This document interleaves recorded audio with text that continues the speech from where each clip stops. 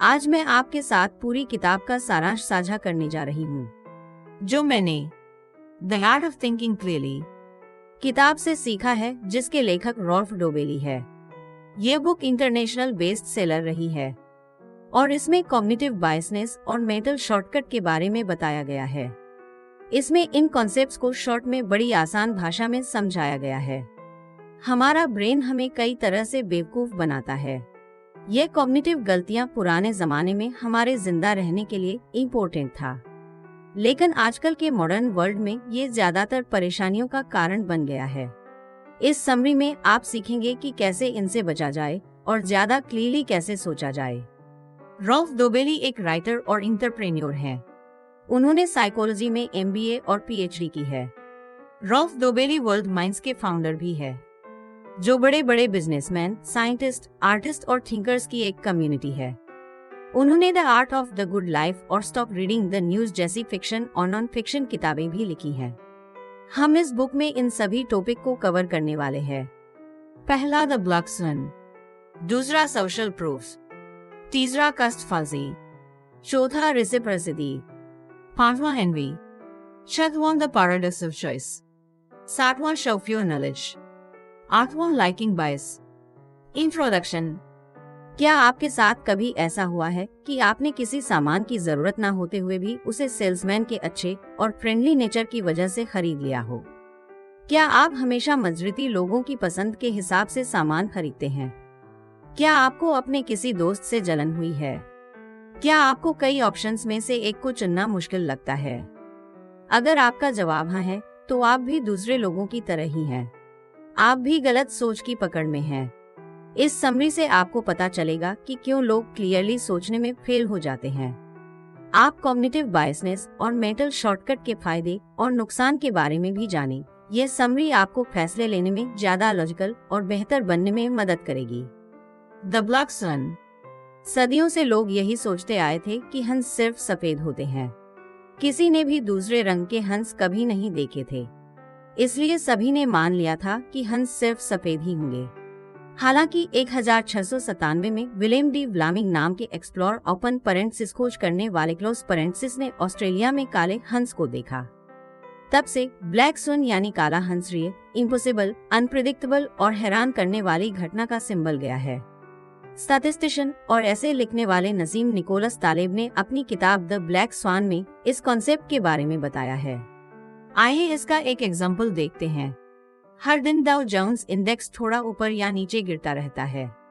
Investors को share market के हल्के उतार चढ़ाव से कोई फर्क नहीं पड़ता, लेकिन 19 अक्टूबर 1987 के दिन इसमें अचानक 22% की गिरावट आई। इस क्रैश ने दुनिया भर के कई लोगों पर असर डाला और आज भी इसे हिस्ट्री में एक खास घटना माना जाता है। इस तरह ब्लैक स्वन एक ऐसी घटना है जो आपके जॉब, बिजनेस, आपके जीवन और आपके देश पर असर डालता है। ब्लैक स्वन पॉजिटिव या नेगेटिव हो सकता है। आपके करियर में एक बड़ा ब्रेक मिलना या सोने की खान मिलना पॉजिटिव ब्लैक स्वन का एग्जाम्पल है। उसी तरह धरती पर एक बड़ा शूटिंग स्टार का टकराना नेगेटिव ब्लैक स्वन का एग्जाम्पल है। ऐसी कई चीजें हैं जिनके बारे में हम जानते हैं। Open parenthesis known facts close parenthesis. कुछ ऐसी चीजें हैं जिनके बारे में हम नहीं जानते। Open parenthesis known facts close parenthesis. और ऐसी चीजें भी हैं जिनके बारे में हम जानते ही नहीं कि वो हो भी सकती हैं। Open parenthesis known unknown close parenthesis. Known fact आसान होते हैं, वह जनरल नॉलेज की तरह है। नोन अननोन सवालों की तरह होते हैं, जैसे कि यूनिवर्स कितना बड़ा है, क्या इंटरनेट हमें स्मार्ट या स्टूपिड बना रहा है। इस बात का चांस है कि फ्यूचर में हमें इसका जवाब मिलेगा। लेकिन अननोन इन सबसे अलग है। एग्जाम्पल के लिए 2 सदियों पहले कोई भी ये भविष्यवाणी नहीं कर सकता था कि सोशल मीडिया हमारे जीवन पर राज करेगा। तो हमें ब्लैक स्वन के बारे में क्यों जानने की जरूरत है? क्योंकि वह कुछ सालों से बहुत ज्यादा इम्पोर्टेंट होते जा रहे हैं। हम फ्यूचर के लिए प्लान बनाते हैं, लेकिन यह हमें ब्लैक स्वन के लिए पूरी तरह से तैयार नहीं करता है।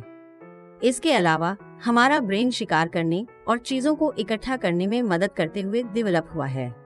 स्टोन एज में हमारे पूर्वजों का सामना किसी भी एक्स्ट्राऑर्डिनरी चीज से नहीं हुआ था। वे बस हिरण का पीछा करते थे जो कभी तेज, कभी धीरे, कभी मोटा या पतला होता था। उन्होंने जो कुछ भी देखा उसे प्रेडिक्ट करना और सीखना बहुत आसान था। लेकिन आज का मॉडर्न वर्ल्ड अलग है। हमारा ब्रेन टेक्नोलॉजी की प्रोग्रेस के साथ नहीं चल सकता है। कई लोगों ने ब्लैक स्वन को एक्सपीरियंस किया है और मिलीनियर बन गए हैं। एग्जाम्पल के लिए J.K. रोलिंग, लैरी पेज और यूसेन बोल्ट, जिन्होंने एक ब्रेक थ्रू से बहुत कामयाबी और पैसा हासिल किया। ऐसा कर पाना हाल के सालों में ही पॉसिबल हो पाया है। तो हमें ब्लैक स्वन की नॉलेज से कैसे फायदा हो सकता है? अपने आप को उस सिचुएशन में रखें जहां आपके पास एक पॉजिटिव ब्लैक स्वन हो सकता है।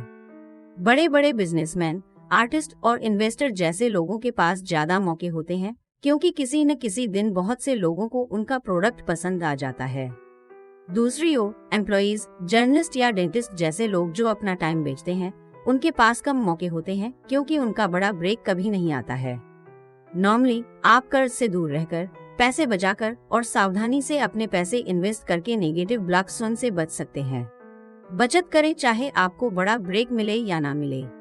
Social proof. इमेजिन कीजिए कि आप किसी कंसर्ट में जा रहे हैं। रास्ते में आप देखते हैं कि बहुत से लोगों की भीड़ आसमान की ओर देख रही है। नेचुरली आप भी जानना चाहते हैं कि आखिर माजरा क्या है और आसमान की ओर देखने लगते हैं। इसे सोशल प्रूफ कहते हैं। कंसर्ट में सोलो परफॉर्मेंस देने वाला आर्टिस्ट एक्स्ट्राऑर्डिनरी स्किल दिखाता है।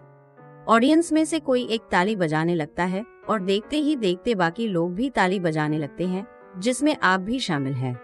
यह भी सोशल प्रूफ है। कंसर्ट के खत्म होने पर आप अपना कोट वापस लेने के लिए काउंटर पर जाते हैं। आप देखते हैं कि कुछ लोग वहां के स्टाफ को टिप दे रहे हैं, जबकि ये उनकी सर्विस कंसर्ट के टिकट प्राइस में पहले से ही शामिल था। अब सोशल प्रूफ की वजह से आप भी दूसरों की तरह वहां टिप देते हैं। सोशल प्रूफ को भेड़ चाल भी कहा जा सकता है। यह तब होता है जब लोग दूसरों को फॉलो करते हैं और मानते हैं कि वह जो काम कर रहे हैं वह सही है।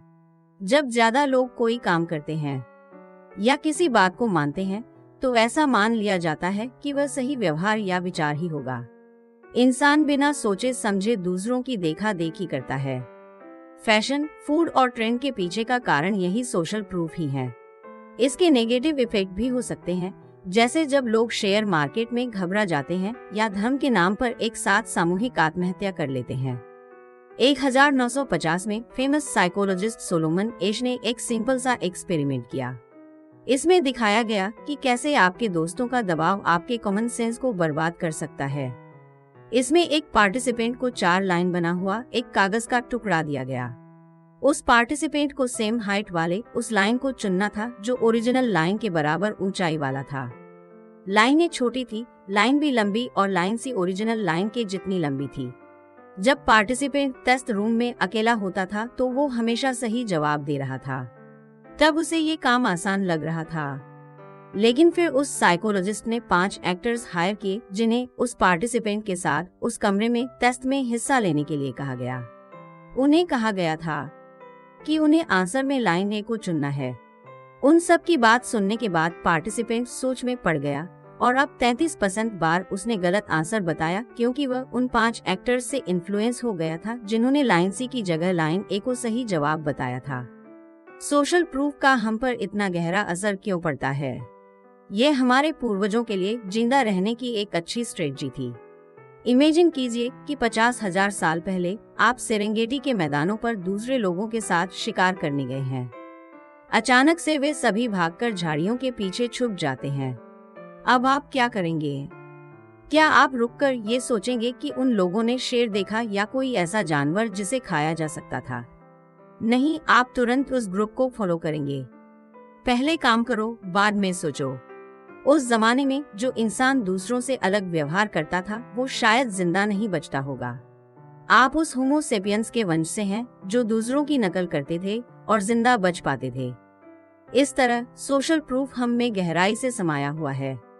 हम अभी भी इसका यूज करते हैं, भले ही ये हमारे जीवन में किसी भी तरह की मदद न करे। बिजनेस, गवर्नमेंट और लीडर्स अक्सर सोशल प्रूफ के प्रति हमारी कमजोरी का फायदा उठाते हैं। कॉमेडी और टॉक शो पंच लाइन के दौरान रिकॉर्डेड हंसी बजाते हैं ताकि लोगों को हंसने के लिए एंकरेज किया जा सके। सोशल प्रूफ का एक और फेमस एग्जाम्पल है जब 1943 में नाजी के प्रोपगंडा मिनिस्टर जोसेफ गोबल्स ने एक भाषण दिया था। आप इसका वीडियो क्लिप ऑनलाइन देख सकते हैं। जर्मनी हार रहा था और नाजी लोगों को लड़ने के लिए कह रहा था। जोसेफ ने कहा, क्या आप एक बड़ा और भीषण जंग चाहते हैं? क्या आप ऐसा जंग चाहते हैं जो आपने कभी नहीं देखा हो? यह सुनकर भीड़ जोर से चिल्लाने लगी। अगर लोगों से अलग अलग करके यही सवाल पूछा गया होता तो शायद ही कोई इस क्रेजी आइडिया के लिए हाँ कहता। इसलिए मजरिती की बात को मानने से सावधान रहें। खुद सोचें, अपनी नॉलेज और इंट्यूशन के बेसिस पर सही और गलत का फैसला करें। सनक कस्ट फैलेसी। एक रात राइटर रॉल्फ डोबेली और उनकी पत्नी थिएटर में फिल्म देख रहे थे। आधी फिल्म होने के बाद रॉल्फ ने कहा कि उन्हें घर चले जाना चाहिए क्योंकि फिल्म बोरिंग है, लेकिन उनकी पत्नी ने कहा कि उन्हें टिकट के $30 वेस्ट नहीं करने चाहिए। रॉल्फ ने जवाब दिया, नहीं, वो पैसे डूब चुके हैं। हमने टिकट खरीदकर पैसे पहले ही खर्च कर दिए हैं, इसलिए इससे कोई फर्क नहीं पड़ता कि हम फिल्म देखें या ना देखें। उनकी पत्नी ने उन्हें ऐसे देखा जैसे वो कोई सनकी हो। अल्टीमेटली वह जीत गई और रॉल्फ को बाकी फिल्म भी देखनी पड़ी। अगली सुबह रॉल्फ एक मार्केटिंग मीटिंग में गए। टीम का एडवर्टाइजमेंट कैंपेन 4 महीने पहले शुरू हो गया था, लेकिन उससे अब तक उन्हें कोई फायदा नहीं हो पाया था।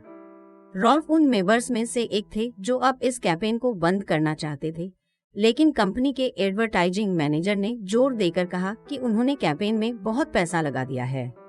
अगर उन्होंने इसे बीच में ही छोड़ दिया तो सब कुछ बर्बाद हो जाएगा। यहाँ वो संक कस्ट फल्सी के शिकार हो गए थे। रॉल्फ के एक दोस्त थे जो कई सालों तक एक टॉक्सिक रिलेशनशिप में रहे थे।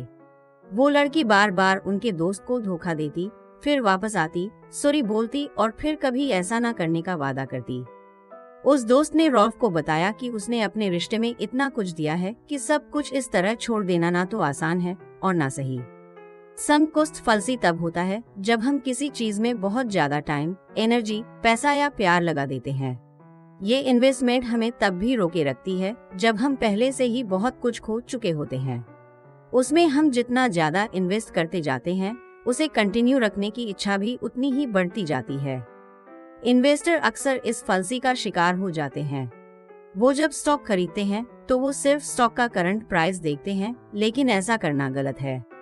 उन्हें अभी और फ्यूचर में स्टॉक का प्राइस क्या हो सकता है, इन दोनों पर ध्यान देना चाहिए। इन्वेस्टर्स को अपना स्टॉक रखकर भी नहीं रखना चाहिए, क्योंकि उन्होंने उसे खरीदने में कितना पैसा लगाया होता है। अगर आप उस स्टॉक के परफॉर्म करने की उम्मीद नहीं है तो उसे बेचकर उन्हें अच्छा परफॉर्म करने वाले शेयर खरीदना और बेचना चाहिए। इस तरह वह ज्यादा नुकसान से बचेंगे और उन्हें अच्छे मौके भी मिलेंगे। संक कस्ट फल्सी हमारी स्टेबिलिटी और विश्वास करने लायक हमारी जरूरतों पर डिपेंड करती है। हम अपने पहले के फैसलों को नकारना नहीं चाहते और अपनी गलतियों को मानना भी नहीं चाहते। हम सच का सामना करने की जगह ऐसा दिखावा करते हैं कि सब कुछ ठीक है। एग्जाम्पल के लिए, कॉन्कॉर्ड यूके और फ्रांस की गवर्नमेंट द्वारा डेवलप किया गया एक सुपरसोनिक एयरक्राफ्ट बिजनेस है। दोनों देशों की गवर्नमेंट को लग रहा था कि यह प्रोजेक्ट कभी सक्सेसफुल नहीं होगा, फिर भी उन्होंने अपनी इमेज बचाए रखने के लिए इसमें पैसा लगाना जारी रखा। कॉन्कॉर्ड प्रोजेक्ट को बंद करने का मतलब होता कि यूके और फ्रांस की गवर्नमेंट अपने गलत फैसले को एक्सेप्ट कर रहे हैं। यही गलती यूएस ने भी की थी। वो भी संक कस्ट फल्सी का शिकार हुए थे जब वियतनाम वॉर चल रहा था। ये साफ होने के बावजूद कि अमेरिका हार रहा था, वो फिर भी जंग लड़ते रहे। उन्होंने उसमें इतना कुछ इन्वेस्ट कर दिया था कि अब वो हार मानने को तैयार नहीं थे। अब बारी आपके सोचने की है। क्या आपको लगता है कि आपने किसी ऐसी चीज में अपना बहुत सारा टाइम, एनर्जी, पैसा और अटेंशन लगाया है जो अब काम नहीं कर रहा है?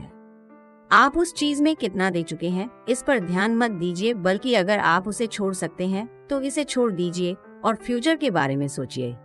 जब आप उसे पकड़कर रखेंगे तो आप और भी ज्यादा नुकसान उठाएंगे और बेटर अपॉर्चुनिटी को भी खो देंगे। रेसिप्रोसिटी। क्या आपने कभी ऐसी सिचुएशन फेस की है जब आपने एयरपोर्ट या रेलवे स्टेशन पर किसी धार्मिक पंथ के मेंबर्स को देखा हो? फिर वह आपके पास आते हैं और आपको फूल या कोई दूसरी चीज देने की कोशिश करते हैं। वह आपसे कहते हैं वो सामान फ्री है या उनकी तरफ से गिफ्ट है। आप उन्हें मना करके आगे बढ़ना चाहते थे, लेकिन आप उनका विरोध नहीं कर पाए और आपने उनका सामान एक्सेप्ट कर लिया। बाद में आप देखते हैं कि उस धार्मिक पंथ का दूसरा मेंबर आपसे डोनेशन मांग रहा है। इस कॉन्सेप्ट को रेसिप्रोसिटी कहा जाता है, यानी आपसी लेन देन। ये कई तरह की कैंपेनिंग और अपना सामान बेचने के तरीकों की सक्सेस के पीछे का राज है। एक इंसान किसी दूसरे इंसान के कर्ज में नहीं रहना चाहता है, वो उसका फेवर लौटना चाहता है। यही कारण है कि कुछ इंसान या ग्रुप्स इस टेक्निक का इस्तेमाल करके फ्री में चीजें देते हैं, क्योंकि वह उम्मीद करते हैं कि बदले में आप भी उनके लिए कुछ करेंगे। एनजीओ और चैरिटी ऑर्गेनाइजेशन अक्सर रेसिप्रोसिटी को अप्लाई करते हैं।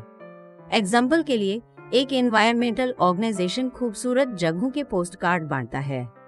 वो उसके साथ एक लेटर भी भेजते हैं जिसमें लिखा होता है कि ये पोस्ट कार्ड आपके लिए गिफ्ट है, और अगर आप उस ऑर्गेनाइजेशन को कोई दान नहीं करना चाहते तब भी आप इस पोस्ट कार्ड को रख सकते हैं। भले ही आपको पता हो कि यह उनकी स्ट्रेटजी है, लेकिन आप फिर भी पोस्ट कार्ड को कूड़ेदान में नहीं फेंक सकेंगे। रेसिप्रोसिटी को आप प्यार से ब्लैकमेल करना या हल्के करप्शन के रूप में भी मान सकते हैं। एग्जाम्पल के लिए, एक सेल्स एजेंट एक प्रोग्राम के लिए आपको फ्री में इनवाइट करता है। वह आपको बताता है कि उनका सामान खरीदने का आप पर बिल्कुल दबाव नहीं है, इसलिए आपको कुछ खरीदने की जरूरत नहीं है। लेकिन उसकी बात सुनकर आपको कुछ ना कुछ ऑर्डर करने की इच्छा होगी। वो सेल्स एजेंट आपको ऐसा महसूस कराएगा जैसे आप उसके कर्जदार हैं, और वह जो कुछ भी बेच रहा है उसे खरीदकर आपको उसका एहसास लौटाना चाहिए। रेसिप्रोसिटी का टेक्निक पुराने जमाने से चला आ रहा है। हमारे पूर्वजों ने इसका इस्तेमाल जिंदा रहने के लिए किया था।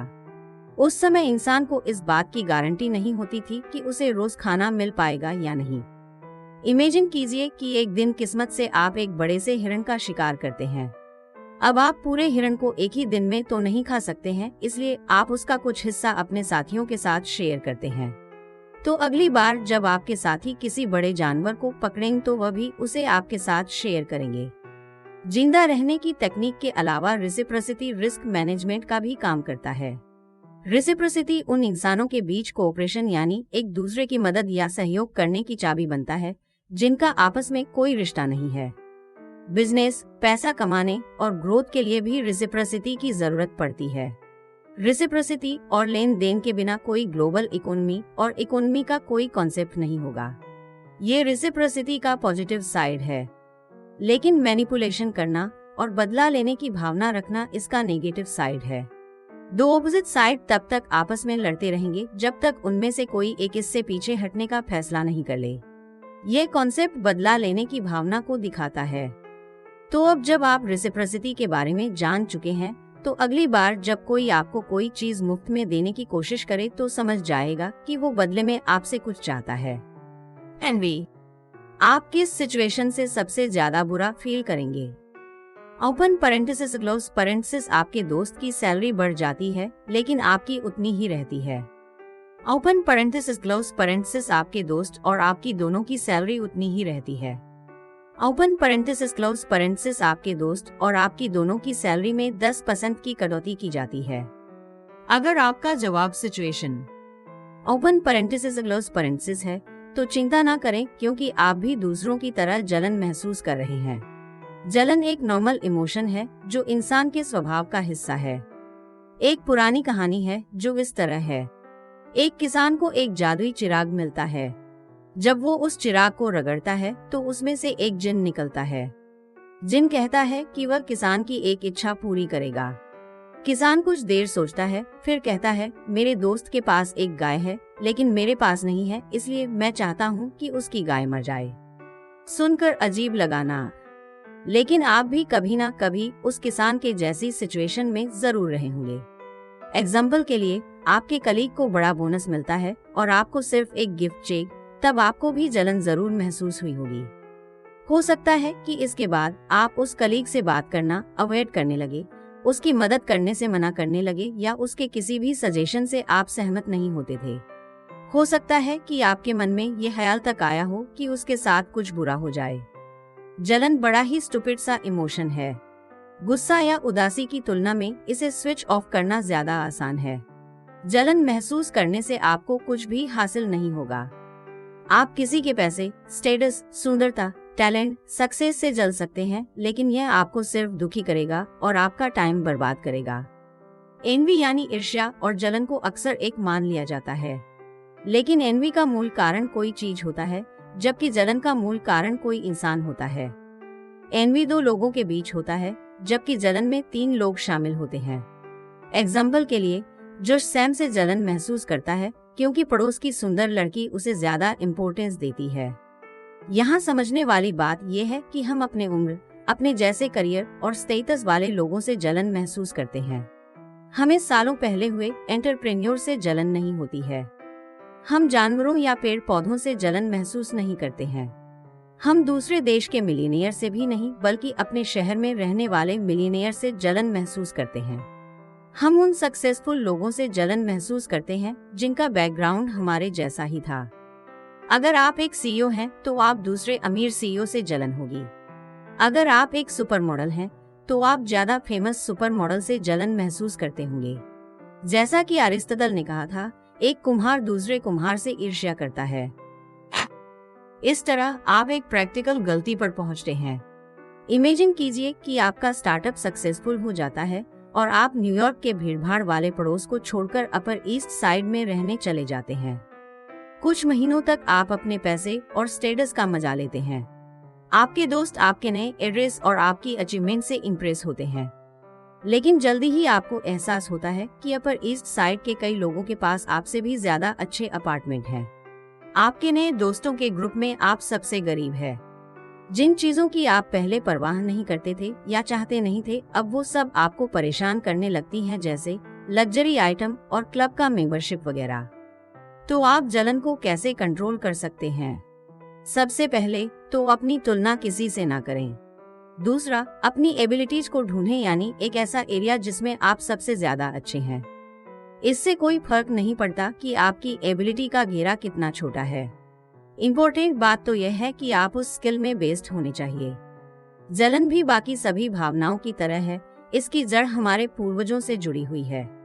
जरा सोचिए, अगर आपके पास की गुफा में रहने वाले पड़ोसी ने किसी जानवर का ज्यादा हिस्सा खुद ले लिया हो और आपको छोटा सा हिस्सा दिया हो, तो आपको जरूर जलन महसूस हुई होगी और आपने कसम खाई होगी कि अगली बार आप एक बड़ा सा जानवर मारकर खुद बड़ा हिस्सा लेंगे। जो शुरुआती इंसान ज्यादा परवाह नहीं करते थे या बेफिक्र थे और ज्यादा मेहनत करने के लिए मोटिवेटेड भी नहीं थे, समय के साथ उनकी नस्ल खत्म हो गई थी और पीछे रह गए हम जो जलन करने वाले होमो सेपियंस के वंशज हैं। हालांकि मॉडर्न दुनिया में जिंदा रहने के लिए जलन करना अब जरूरी नहीं है। अगर आपके साथ काम करने वाला अगर पॉश खरीदता है, तो इसका मतलब यह नहीं है कि उसने आपसे कुछ लिया है। याद रखें, किसी से भी जलन न करें। इसकी जगह उस इंसान से जलन करें जिसकी तरह आप बनने का सपना देखते हैं और वहां तक पहुंचने की पूरी कोशिश करें। The paradox of choice. एक बार रॉल्फ डोबेली ने अपने लोकल ग्रोसरी स्टोर में रिसर्च किया। उन्होंने देखा कि वहां 134 तरह की शराब, 48 तरह के दही, 64 तरह के अलग अलग सफाई करने के प्रोडक्ट हैं और लगभग 30,000 तरह के सामान हैं जो वहां बेचे जा रहे हैं। इससे यह साबित होता है कि आज लोगों के सामने कई तरह के ऑप्शन हैं, जैसे हजारों करियर, सैकड़ों मेंटल डिसऑर्डर और अनगिनत छुट्टियां बिताने की जगहें। हिस्ट्री में इंसानों के पास इतने ऑप्शन कभी नहीं थे। जब रॉल्फ छोटे थे तब सिर्फ 3 तरह के दही, 2 टीवी चैनल, 2 तरह के पनीर और एक टेलीफोन स्विस पोस्ट द्वारा चलाया जाता था। टेलीफोन का इस्तेमाल सिर्फ कॉल करने के लिए किया जाता था और लोग इससे संतुष्ट थे। उसके उल्टा अगर आप आज किसी फोन के स्टोर पर जाते हैं, तो आपको फोन के अनगिनत ब्रांड, मॉडल और सर्विस मिल जाएंगे। ज्यादा ऑप्शन का होना आज प्रोग्रेस का स्टैंडर्ड माना जाने लगा है। ये हमें स्टोन एज के हमारे पूर्वजों से अलग बनाता है। हाँ, ज्यादा ऑप्शन का होना एक्साइटिंग तो है, लेकिन एक सीमा तक। जब ऑप्शन भी बहुत ज्यादा हो जाता है, तो ये हमारे लाइफ की क्वालिटी को खराब करने लगता है। इस कॉन्सेप्ट को पैराडॉक्स ऑफ चॉइस कहा जाता है। साइकोलॉजिस्ट बेरी श्वार्ट्ज ने अपनी book why the paradox of choice happens में इस बात को समझाया है। असल में कई ऑप्शन होने से मन जैसे सुन्न सा पड़ जाता है। एक सुपरमार्केट ने एक बार एक एक्सपेरिमेंट किया। उन्होंने एक स्टॉल लगाया जहां कस्टमर फ्री में जेली के सैंपल ले सकते थे।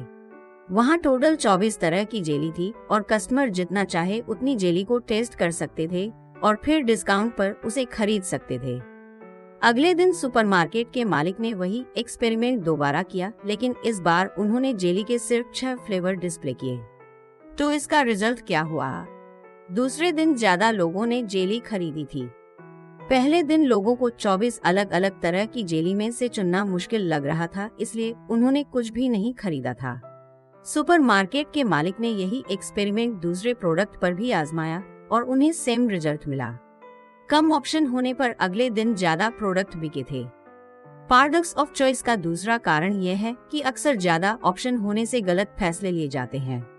एग्जाम्पल के लिए, आप कॉलेज के स्टूडेंट से पूछते हैं कि उन्हें अपने लाइफ पार्टनर में कौन से क्वालिटी चाहिए। वह जवाब में काइंड, स्मार्ट, अच्छा सेंस ऑफ ह्यूमर जैसे कॉमन क्वालिटीज कहते हैं, पूर्ण विराम। लेकिन क्या कॉलेज के स्टूडेंट सच में डेटिंग करते टाइम इन क्वालिटीज के बारे में सोचते हैं? कई सालों पहले एक गांव में एक एवरेज नौजवान उन 20 लड़कियों जिनके साथ वो बड़ा हुआ है में से किसी एक को अपने पार्टनर के तौर पर चुन सकता था। वह एक दूसरे के परिवारों को और उनके बैकग्राउंड को अच्छे से जानते थे।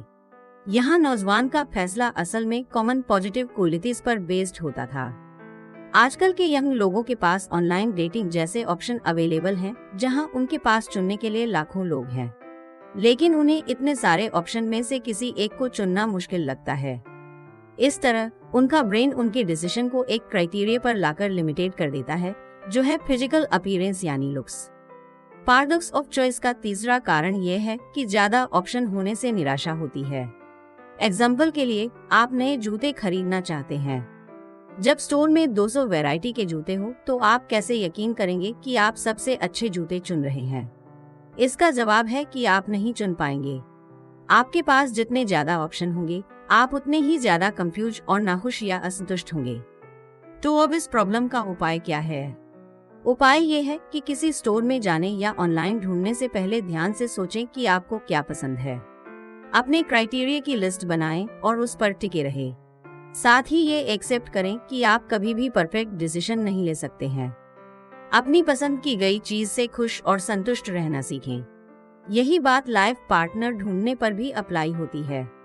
आपको कभी परफेक्ट इंसान नहीं मिलेगा, इसलिए आप जिसे चुनते हैं उसे उसकी खामियों के साथ अपनाना और प्यार करना सीखिए। Shelf your knowledge. 1981 में मैक्स प्लैंक को फिजिक्स के लिए नोबेल प्राइज दिया गया और उन्होंने पूरे जर्मनी का तो किया। वह जहां भी जाते क्वांटम मैकेनिक्स के बारे में लेक्चर देते। वो हर जगह एग्जैक्टली सेम लेक्चर दिया करते थे। जल्दी ही उनके ड्राइवर ने उस लेक्चर के एक एक शब्द को याद कर लिया। एक दिन उसे एक जबरदस्त आइडिया आया। ड्राइवर ने प्लैंक से कहा, क्या हर जगह एक ही लेक्चर देते देते आप बोर नहीं हो गए? प्रोफेसर प्लैंक है, इस बार म्यूनिक में अगर मैं आपकी जगह लेक्चर दूं तो कैसा रहेगा? आप मेरी ड्राइवर वाली टोपी पहनकर आगे की सीट पर बैठ जाएगा। मैं आप होने का नाटक करूंगा ताकि आप थोड़ा आराम कर सकें। प्लैंक को यह आइडिया अच्छा लगा, तो उस शाम म्यूनिक में उनके ड्राइवर ने क्वांटम के बारे में लंबा लेक्चर दिया और किसी का भी इस बात पर ध्यान नहीं गया। बाद में ऑडियंस में से एक फिजिक्स के प्रोफेसर खड़े हुए और उन्होंने एक सवाल पूछा। उस ड्राइवर ने कहा, मैंने कभी नहीं सोचा था कि म्यूनिक जैसी मॉडर्न सिटी का कोई इंसान इतना सिंपल सा सवाल पूछेगा। इसका जवाब मेरा ड्राइवर देगा। और आप तो जानते ही हैं कि वहाँ मैक्स ड्राइवर बने बैठे थे। नॉलेज दो तरह की होती है। पहली रियल नॉलेज है। ये उन लोगों के पास होती है जो किसी टॉपिक को स्टडी करने में बहुत टाइम और मेहनत लगाते हैं। दूसरी शेल्फ योर नॉलेज है। यह तब होता है जब कोई इंसान लोगों के सामने शो ऑफ करने के लिए या खुद को अच्छा दिखाने के लिए किसी टॉपिक के बारे में थोड़ा बहुत स्टडी करता है। शेल्फ योर नॉलेज वाले लोग शानदार आवाज, अच्छे कपड़े पहनकर और बन ठनकर खुद को प्रेजेंट करते हैं, लेकिन उनकी नॉलेज बहुत थोड़ी होती है।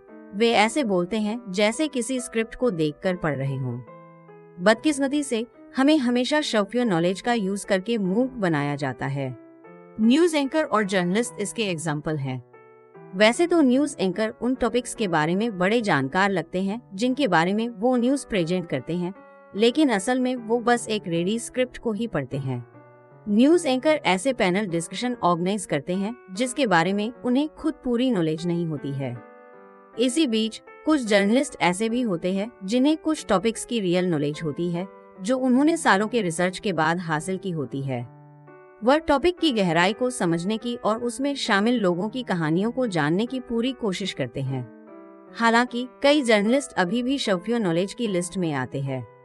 वह गूगल सर्च और सुनी सुनाई बातों के बेसिस पर आर्टिकल लिखते हैं। उनकी रिपोर्ट हमेशा बायस्ड यानी पक्षपात करने वाली, छोटी और तंज कसने वाली होती है, क्योंकि उनके पास रियल नॉलेज की कमी होती है। इसलिए शौकिया नॉलेज का शिकार होने से बचने के लिए आपको सावधान रहना होगा। एक सच्चे एक्सपर्ट और ढोंगी के बीच में फर्क यह है कि अगर एक्सपर्ट्स कुछ नहीं जानते हैं तो वह इस बात को एक्सेप्ट करते हैं। वह अपनी नॉलेज की लिमिट को पहचानते हैं। अगर उनसे कोई सवाल पूछा जाता है जिसका जवाब उन्हें पता नहीं होता है तो वह कह देते हैं कि मुझे नहीं पता। लेकिन ढोंगी ऐसा साफ साफ कहने के बजाय बात को गोल गोल घुमा देते हैं या फैंसी शब्द बोलने लगते हैं। लाइकिंग बायस। रॉल्फ डोबेली के दोस्त केविन ने एक बार महंगी वाइन की 2 बोतलें खरीदी थीं। केविन शायद ही कभी वाइन पीते थे, वो तो सस्ती वाइन तक नहीं पीते थे, फिर भी वो सेल्समैन इतना अच्छा आदमी था कि उसने वाइन खरीदने के लिए केविन पर बिल्कुल जोर नहीं दिया और इस बात से खुश होकर केविन ने उससे वाइन खरीद ली।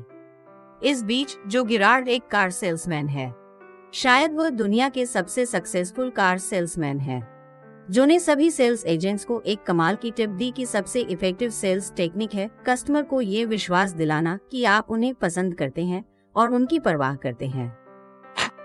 जो हर महीने अपने कस्टमर्स को एक कार्ड भेजते हैं जिस पर लिखा होता है हम आपको पसंद करते हैं। इस कॉन्सेप्ट को लाइकिंग बायस कहा जाता है। इसका मतलब है कि हम जिस इंसान को जितना ज्यादा पसंद करते हैं उससे कुछ खरीदने या उसकी मदद करना चाहते हैं। एक रिसर्च से पता चला है कि हम उन लोगों को ज्यादा पसंद करते हैं ओपन पैरेंथेसिस क्लोज पैरेंथेसिस जो फिजिकली अट्रैक्टिव होते हैं। ओपन पैरेंथेसिस क्लोज पैरेंथेसिस हमारे जैसे बैकग्राउंड, पर्सनालिटी या इंटरेस्ट वाले होते हैं और ओपन पैरेंथेसिस क्लोज पैरेंथेसिस हमें पसंद करते हैं या ज्यादा वैल्यूएबल महसूस कराते हैं। एडवर्टाइजमेंट की दुनिया पहले 2 स्टैंडर्ड्स को यूज करती है। एडवर्टाइजमेंट में अट्रैक्टिव लोगों को लिया जाता है, जो लोग दिखने में खास नहीं हैं। उन्हें एडवर्टाइजमेंट, होर्डिंग या मैगजीन में कभी नहीं दिखाया जाता है। उन्हें हमेशा मीडिया में अनफ्रेंडली और अनप्लेजेंट रूप में दिखाया जाता है। अट्रैक्टिव लोगों के अलावा एडवर्टाइजमेंट में ऐसे लोगों को दिखाया जाता है जो आपके और मेरे जैसे होते हैं, यानी जिन्हें देखकर ऐसा लगता है कि वह हमारे जैसे सिचुएशन या बैकग्राउंड से आए हैं। एग्जाम्पल के लिए, कपड़े धोने वाले डिटर्जेंट के ad में हाउसवाइफ को दिखाया जाता है क्योंकि वो इस प्रोडक्ट की टारगेट ऑडियंस है। मिररिंग भी ad में यूज की जाने वाली एक टेक्निक है। इसमें सेल्स एजेंट पोटेंशियल कस्टमर के शब्दों, हाव भाव और चेहरे के एक्सप्रेशन को मिरर यानी कॉपी करते हैं। एग्जाम्पल के लिए, अगर कस्टमर धीरे धीरे बोलता है और अपना सिर खुजलाता है तो सेल्स एजेंट भी ऐसा ही करता है। ये टेक्निक कस्टमर को ये फील कराती है कि सेल्स एजेंट भी आपकी ही तरह है। इस टेक्निक से आप सेल्स एजेंट को पसंद करने लगते हैं और उसका प्रोडक्ट खरीद लेते हैं। एडवर्टाइजमेंट तारीफों का इस्तेमाल भी करते हैं। वह कस्टमर को कॉम्प्लीमेंट देकर फंसाने की कोशिश करते हैं, जैसे because your word it you don't look that old और that colour suits you well. इन तारीफों से हमें लगता है कि सेल्स एजेंट हमें पसंद करता है और ये ऊपर बताया गया तीसरा क्राइटेरिया है। मल्टी लेवल मार्केटिंग लाइकिंग बायस की वजह से अच्छे से काम करता है। $2 बिलियन की कंपनी तपवे को ही देख लीजिए। उनके हाई क्वालिटी प्लास्टिक के कंटेनर लोकल सुपरमार्केट में 75% कम कीमत पर मिल जाते हैं, लेकिन फिर भी तपवे की सेल्स ज्यादा है क्योंकि उनके सेल्स एजेंट रेगुलरली घर पर पार्टी होस्ट करते हैं। इस तरह मल्टी लेवल मार्केटिंग दूसरे और तीसरे स्टैंडर्ड के क्राइटेरिया को पूरा करता है, जो है सिमिलरिटी यानी एक जैसा होना और कस्टमर के साथ दोस्ती करना। नॉन गवर्नमेंट ऑर्गेनाइजेशन भी लाइकिंग बायस को यूज करते हैं ताकि लोग ज्यादा से ज्यादा दान करें। वह हमेशा अपने कैंपेन में औरतों और बच्चों की तस्वीरें दिखाते हैं। आप शायद ही कभी टफ दिखने वाले या घायल सैनिकों की पिक्चर बिलबोर्ड पर देखते हैं, हालांकि उन्हें भी हमारे सपोर्ट की जरूरत है। एनवायरमेंटलिस्ट ओपन पैरेंथेसिस ऐसे इंसान जो एनवायरमेंट की प्रोटेक्शन का जिम्मा उठाते हैं। क्लोज पैरेंथेसिस भी चुनते हैं कि वह अपने ad में किस जानवर को हाईलाइट करेंगे। वर्ल्ड वाइल्ड लाइफ फंड या WWF कभी भी अपने ब्रोशर में कीड़े मकोड़े, मकड़ियों या बैक्टीरिया को नहीं दिखाते हैं, जबकि ये भी हमारे इकोसिस्टम के लिए इम्पोर्टेंट जीव है।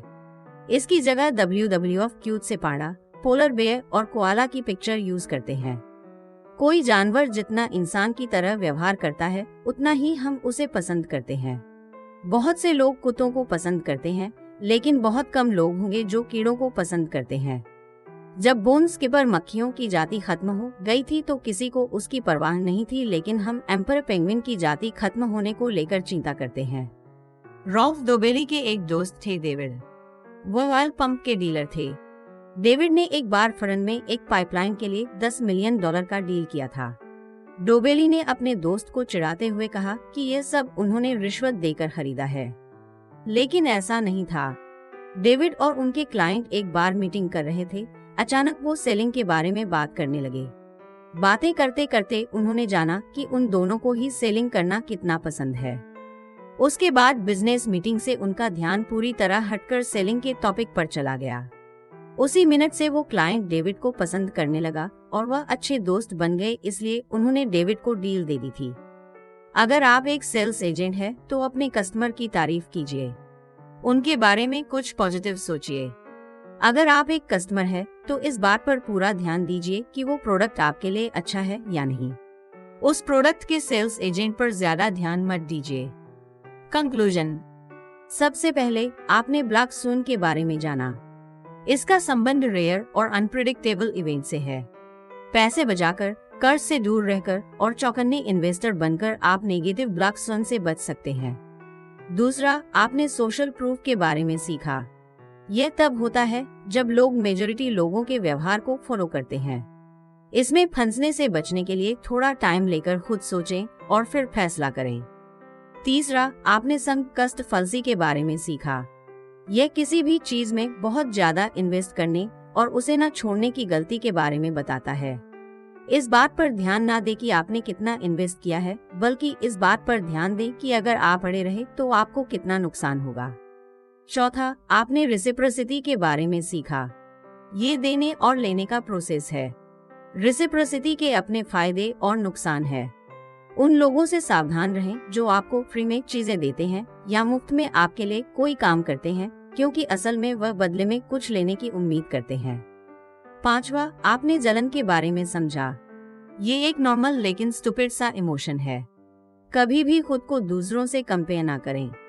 आप में जो स्किल है उस पर ध्यान दें और उसे इम्प्रूव करते रहें। छठा, आपने पैराडॉक्स ऑफ चॉइस के बारे में सीखा।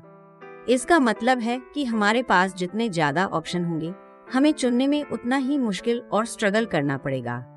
इसका सलूशन यह है कि आप जो चाहते हैं उसके बारे में ध्यान से सोचें और किसी चीज को चुन लेने के बाद उसमें संतुष्ट रहें। सातवां, आपने ऑफ योर नॉलेज के बारे में सीखा। बहुत से लोग एक्सपर्ट होने का ढोंग करते हैं। ऐसे लोगों के बहकावे में ना आएं। सच्चे एक्सपर्ट को जब किसी सवाल का जवाब नहीं पता होता है तो वो इस बात को मानते हैं, जबकि दिखावा करने वाले कभी भी नहीं मानते। आखिर में, आपने लाइकिंग बायस के बारे में सीखा। लोगों को पसंद करने के लिए हमारे पास 3 स्टैंडर्ड्स होते हैं। एक, उनका फिजिकल अपीयरेंस अच्छा होना, दूसरा वह हमारे जैसे होने चाहिए, और तीसरा वो हमें पसंद करते हो। सेल्स एजेंट, पॉलिटिशियन, एडवर्टाइजर सभी इन स्टैंडर्ड्स का इस्तेमाल करते हैं। इसलिए प्रोडक्ट को उसके परफॉर्मेंस के बेसिस पर चूज करें, ना कि उसे बेचने वाले के बेसिस पर। कॉग्निटिव एरर का मतलब है क्लियर तरीके से ना सोच पाना। हैरानी की बात है कि हम कुछ पैटर्न में इलॉजिकल तरह से सोचते हैं और बिहेव करते हैं। साइकोलॉजिस्ट कई सालों से इस पर स्टडी कर रहे हैं। अब जब आप कई कॉग्निटिव एरर्स के बारे में जान गए हैं तो आप उनसे बच सकते हैं। हम उन्हें पूरी तरह से हटा नहीं सकते, क्योंकि जैसा कि हमने जाना, कॉग्निटिव एरर्स हमारे सर्वाइवल मैकेनिज्म के हिस्से के रूप में डेवलप हुआ है। लेकिन उनके इम्पैक्ट के बारे में अवेयर रहकर हम अपने पर्सनल लाइफ, करियर और ऑर्गेनाइजेशन में ज्यादा लॉजिकल फैसले ले सकते हैं। ऐसा करके हम खुद को अपने द्वारा खड़ी की गई तकलीफों और इलॉजिकल थॉट्स और डिसीजन से बचा सकते हैं।